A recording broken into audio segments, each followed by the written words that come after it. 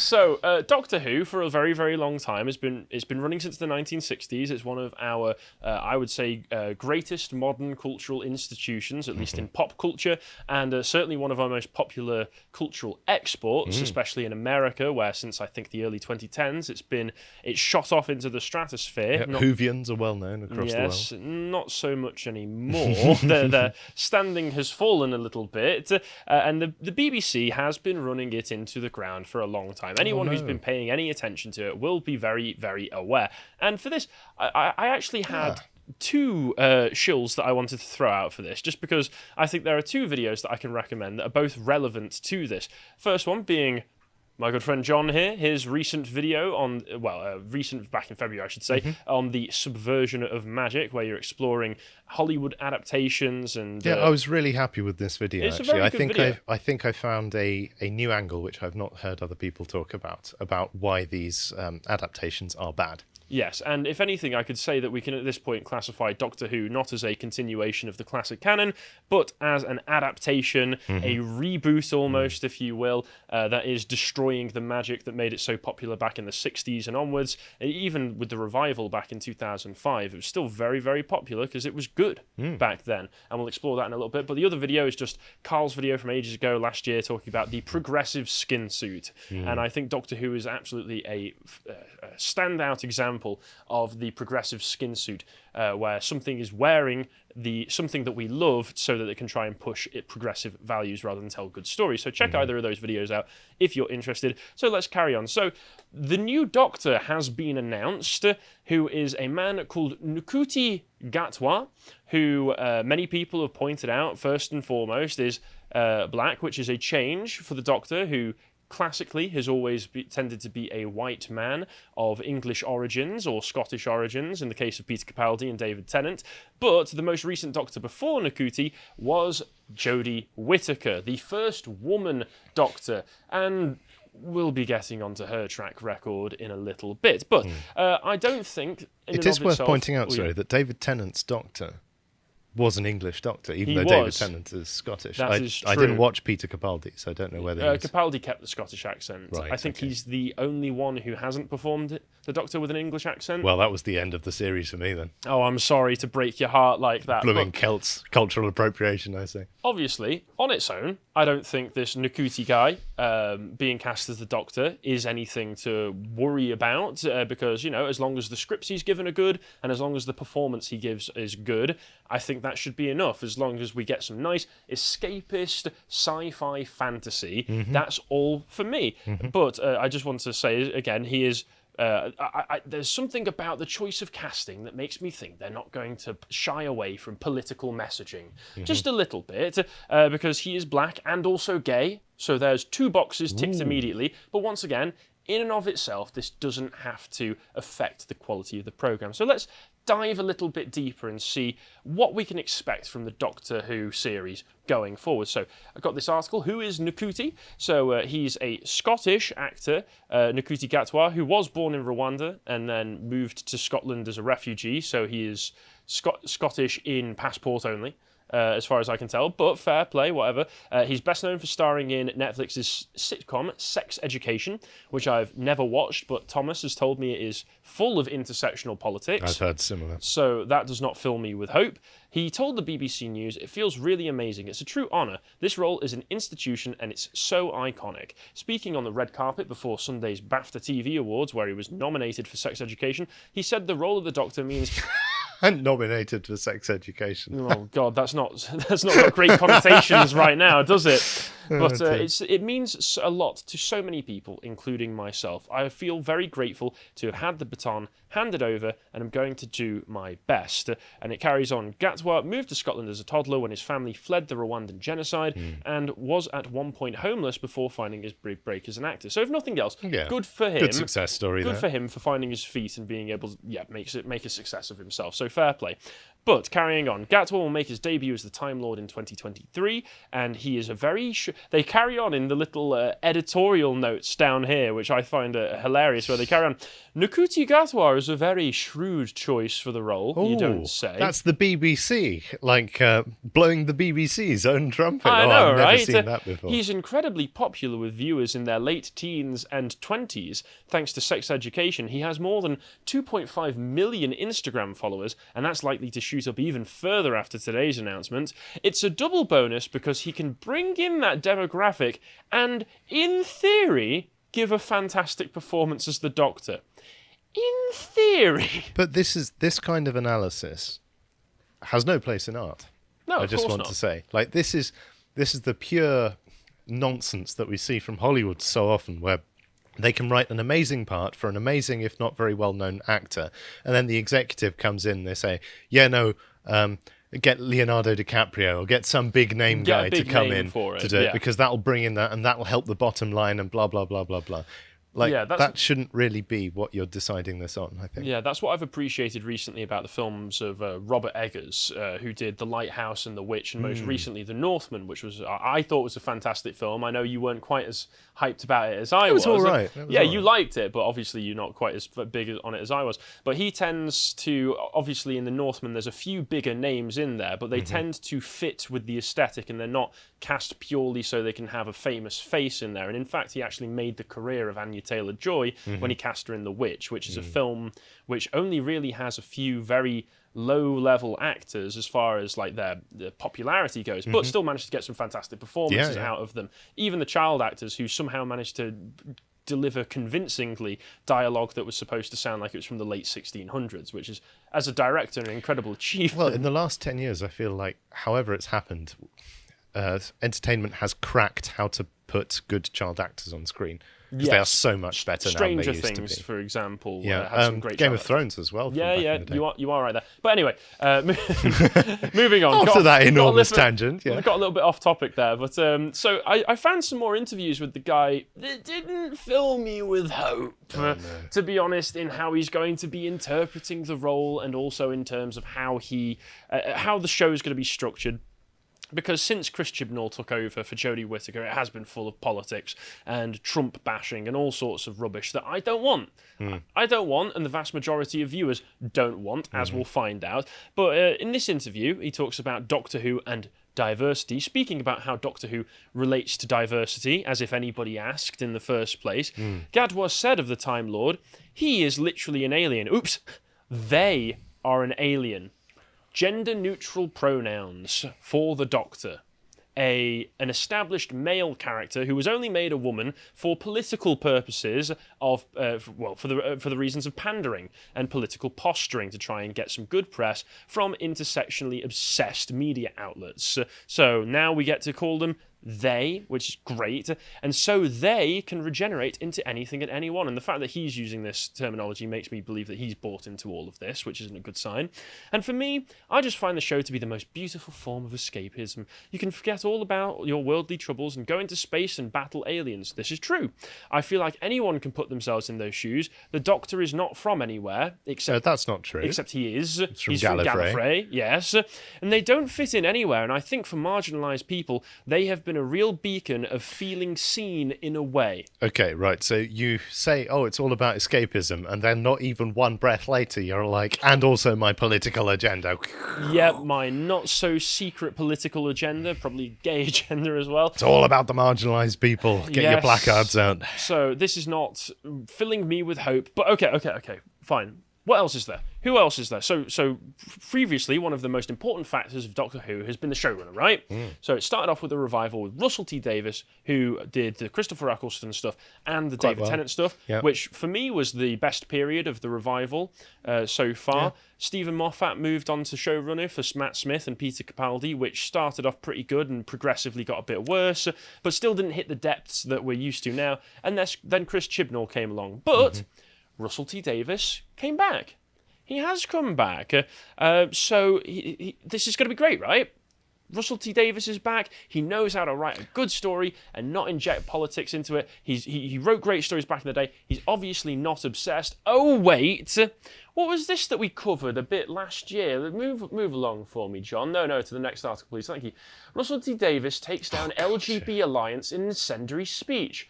To cut out the T is to kill. Did we cover this? Because I remember this. This was absolutely ridiculous. This was covered the week I started. Right. Okay. So I think it was Callum and Carl who covered this. But I just want to go through this because this will just show that Russell T Davies, for all of his achievements as a writer and showrunner in the past, seems to have let intersectional brain rot set in. So the BAFTA-winning TV writer spoke passionately of the need for trans allyship, just to point out that Russell T Davies is himself gay.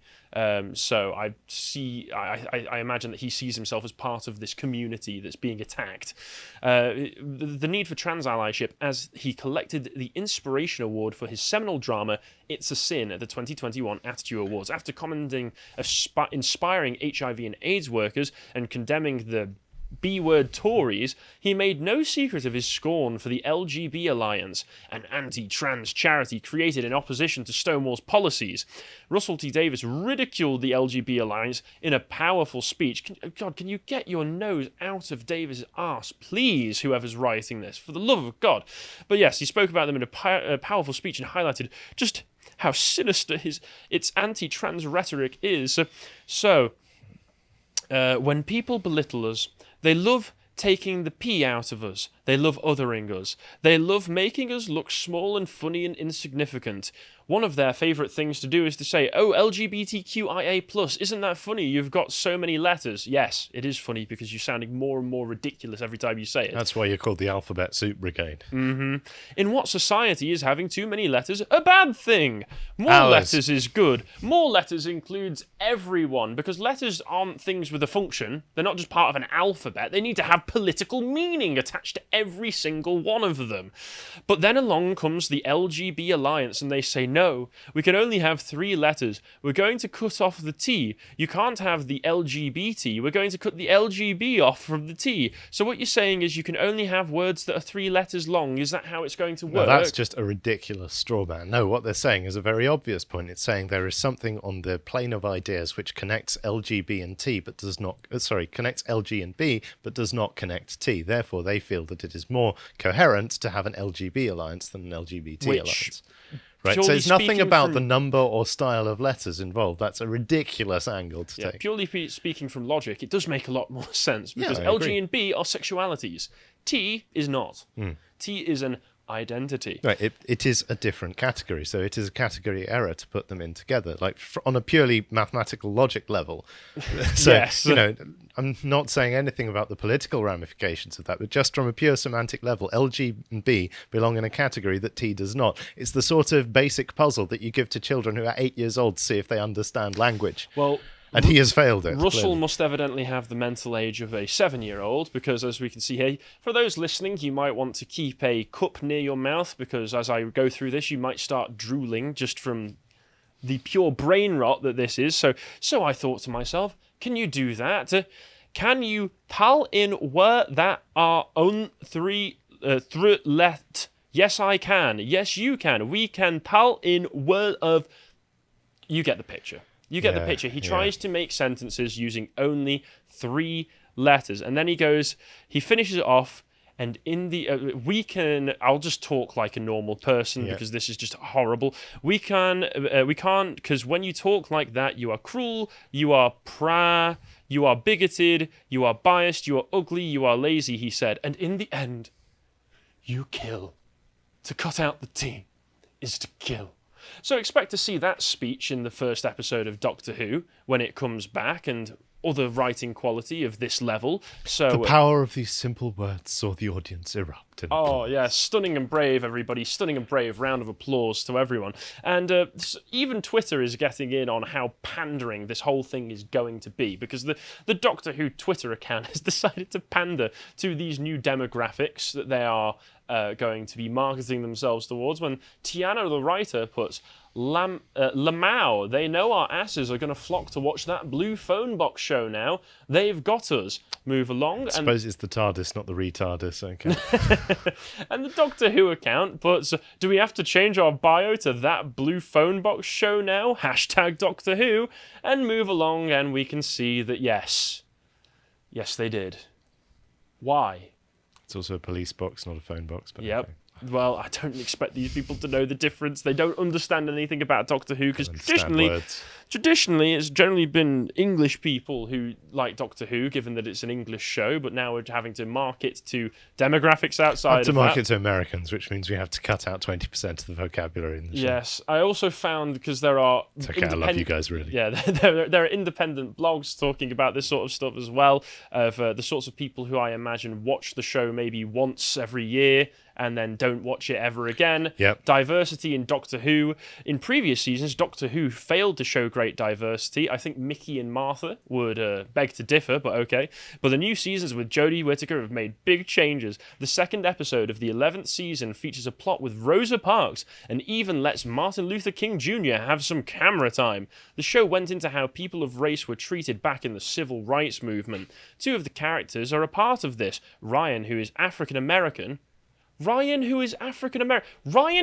only just noticed that. Ryan's supposed to be from Sheffield. He's black, but he's from Sheffield. He's not American. Oh, God. You idiots. Oh, God, I hate these people. I really hate the attitude of Americans towards black British people. Mm-hmm. That's something that really winds me up. They really want to just sort of colonize them, just absorb them into this black ummah of black Americans, and the rest of the world largely does not care. They do not want your hangovers. Why should I care? And then Yaz, who is Indian, but the thing is, it's infected Doctor Who, because now all of the people in charge of Doctor Who are seeing it through that American lens that you pointed out, they can only see things through an American view of race and racial relations, and it's infected this and made it so that we don't get good stories anymore. Mm-hmm. We don't get stories trying to tell stories, we get stories trying to tell messages. Yeah, and quite honestly, I think America has one of the worst histories and perspectives on race of any country out there. So the idea that everyone should be enlightened by America's progressive view on race is a terrible idea, because it just creates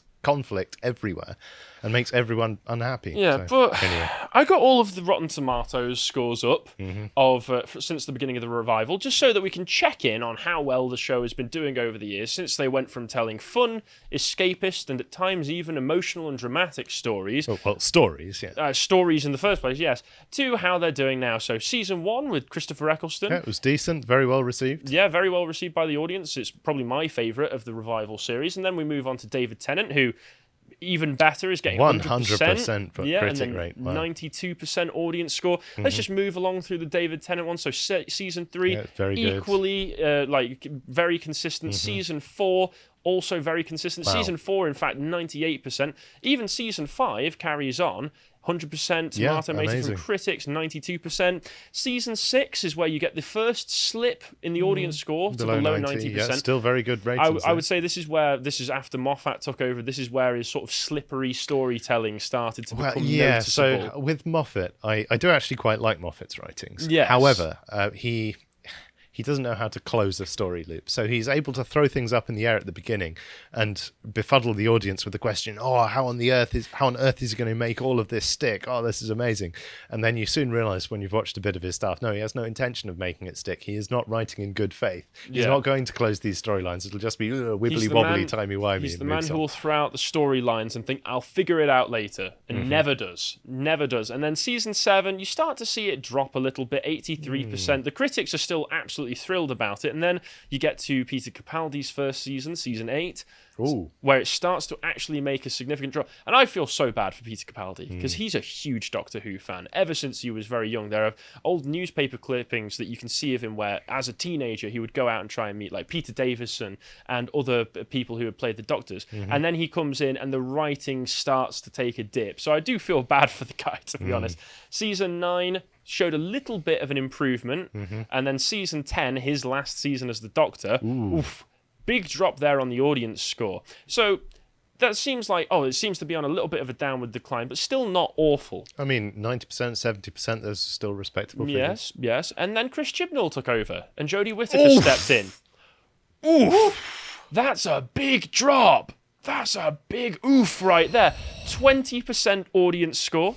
And then season 12, her follow-up season, 16%. But it follows the golden rule of critic and audience ratings on really Rotten Tomatoes, does. though. You can tell when something political is going on, usually because of this difference. The critics still like it, and the audience is absolutely aghast. The critics are part of the cathedral, so it's pushing their messaging, so they like it, whereas the audience just do not want this. They want good stories. And let's see what the Whittaker's very last episode looks like. Even the critics aren't touching this thing so far. 9% audience score. And honestly, I've heard synopsis of this, and I can understand why. And recently, a YouTube creator I like called Nerdrotic did a video on top 5 murdered franchises, which is appropriate. And he actually chose Doctor Who as his number 1 because he's a big Doctor Who fan. And I thought I'd just take a little clip from this. And thank you, Nerdrotic, for the great content here, because it really does sum up a lot of the problems. So if you just want to play this clip. Pregnant. Why me? Boys give birth to boys and girls give birth to girls. That's how it is. Jodie Whittaker also put herself behind the 8 ball by disrespecting the audience and admitting she didn't do any research. The only thing that makes great stories are stories that people can relate to and they feel represented within. To only see TV shows or films from one very specific demographic is... It's got old. Yeah. And so for all of us, it just, it is... Yeah, you can see the guy playing Ryan there. Even he's like, "Oh God!" I think these people, on some level, know people don't want this. People really don't want this. But... but they take a savage pleasure in ramming it down their throats. It's the same with modern art, really. That's true, but expect more of that as we move on. And just to show exactly why it is that people hate this, and also how they just disrespect everything that came before them, even from pop cultural institutions. Do you know about this, The Timeless Children?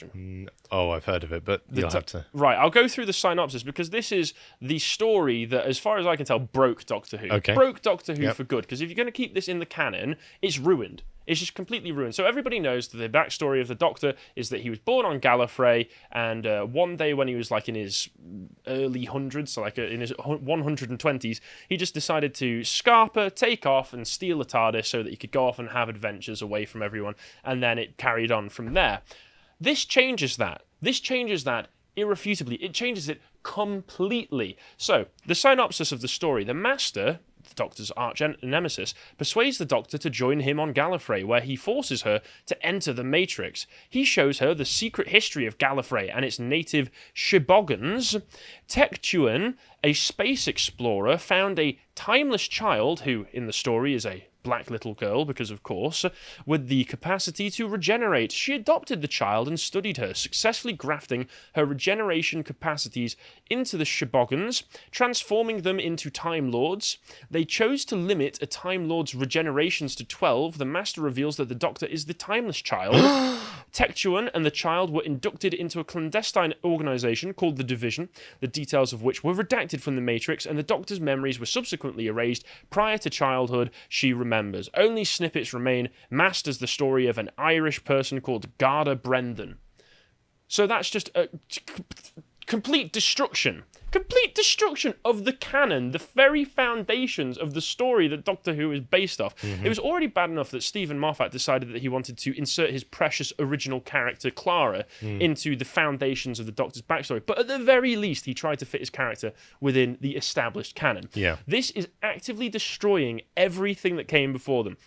And I think it's immense arrogance to think that just because you have been appointed showrunner right this very moment, that means that you have the right to destroy and discard everything that came behind it, because you are obviously such a visionary that you must just know better. We've seen this with The Matrix recently. We've seen this with Star Wars. We've seen this with Terminator. We've seen this with every franchise, and this is just another one, because Nerdrock is right. Another murdered franchise, and I don't expect it to get any better with the new series of Doctor Who. Don't expect improvement.